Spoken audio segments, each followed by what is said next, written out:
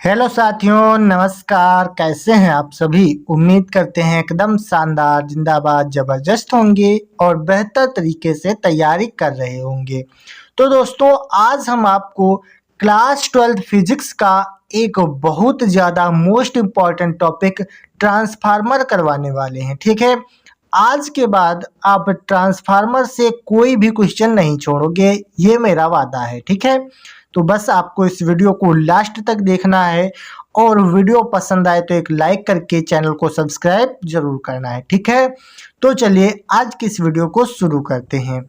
दोस्तों, ट्रांसफार्मर एक ऐसा टॉपिक है जिसमें से हर साल 4 से 5 नंबर के क्वेश्चन मिल जाते हैं। ठीक है, हर साल, और इस पर न्यूमेरिकल भी बनते हैं। तो आप इस वीडियो को ध्यान से लास्ट तक जरूर देखिए। ठीक है, तो ये ट्रांसफार्मर का डायग्राम होता है, यानी चित्र होता है।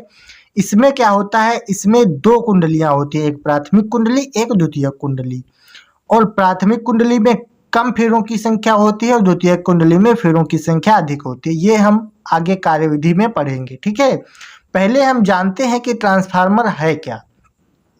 ये चित्र आपको बना लेना है। उसके बाद हमको लिखना है ट्रांसफार्मर क्या है। अगर आपसे पूछा जाएगा ट्रांसफार्मर क्या है, तब आपको बताना है कि ट्रांसफार्मर एक ऐसा यंत्र है जिससे प्रत्यावर्ती धारा के विभव को कम अथवा अधिक किया जाता है। ठीक है, समझ में आ गया? कह रहा है कि ट्रांसफार्मर क्या है, तब आपको बताना है कि ट्रांसफार्मर एक ऐसा यंत्र है जिससे प्रत्यावर्ती धारा के विभव को कम अथवा अधिक किया जाता है। समझ गए ट्रांसफार्मर क्या है? उसके बाद में यहाँ पर पूछा जाता है एक नंबर में बहुविकल्पीय। कहता है कि ट्रांसफार्मर किस सिद्धांत पर कार्य करता है ना। तो मैंने यहाँ पर लिखा है कि ट्रांसफार्मर अन्योन्य प्रेरण सिद्धांत पर कार्य करने वाला एक ऐसा उपकरण है जो प्रत्यावर्ती धारा के विभव को परिवर्तित करने के काम आता है। मतलब अगर आपसे पूछा जाएगा ट्रांसफार्मर किस सिद्धांत पर कार्य करता है, तब आपको बताना है ट्रांसफार्मर अन्योन्य प्रेरण के सिद्धांत पर कार्य करने वाला एक उपकरण है जो प्रत्यावर्ती धारा के विभव को परिवर्तित करने के काम आता है। ठीक है, यहाँ तक क्लियर हो गया? किसी को कोई समस्या, कोई दिक्कत नहीं होनी चाहिए।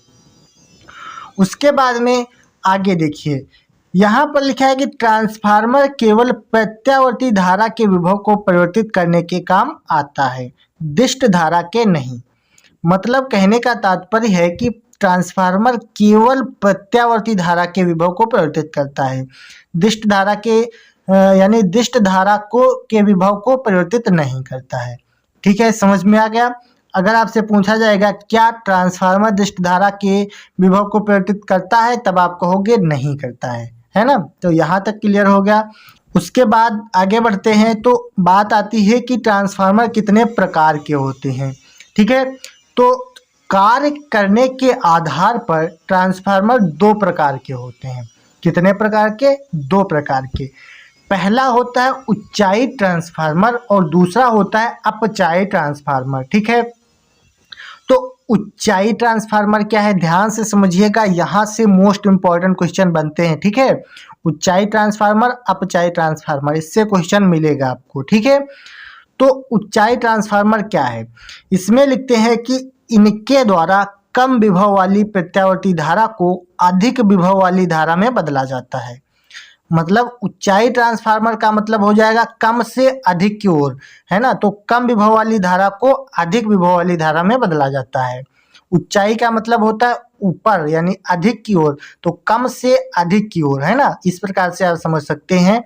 ऊंचाई का मतलब ऊपर, है ना। तो इसके द्वारा कम विभव वाली धारा को अधिक विभव वाली धारा में बदला जाता है।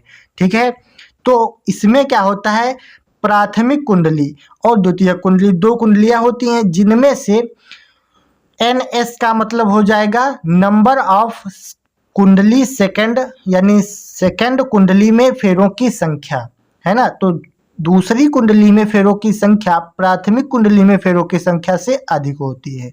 इसका मतलब ये है, इसका मतलब क्या है कि N का मतलब हो जाएगा नंबर ऑफ संख्या फेरों की और S का मतलब हो जाएगा द्वितीय कुंडली में। तो सेकेंडरी कुंडली में यानी द्वितीय कुंडली में फेरों की संख्या अधिक होती है पहली वाली कुंडली से। समझ में आ गया?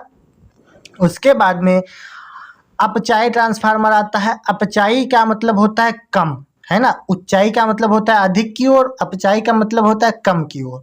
तो इसमें हम लिखते हैं कि इनके द्वारा अधिक विभव वाली प्रत्यावर्ती धारा को कम विभव वाली प्रत्यावर्ती धारा में बदला जाता है। क्या किया जाता है? अधिक विभव वाली प्रत्यावर्ती धारा को कम विभव वाली प्रत्यावर्ती धारा में बदला जाता है।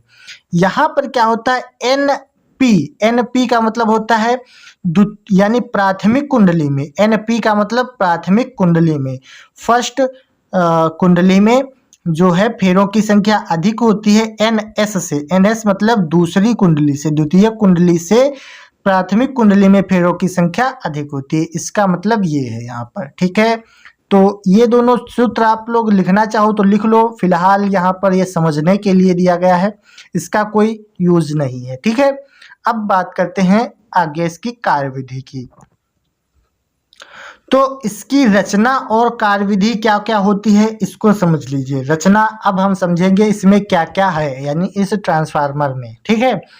तो इसमें क्या होता है, लिखते हैं कि इसमें नर्म लोहे की पट्टियों को एक के ऊपर एक रखकर बनाया गया एक आयताकार क्रोड होता है।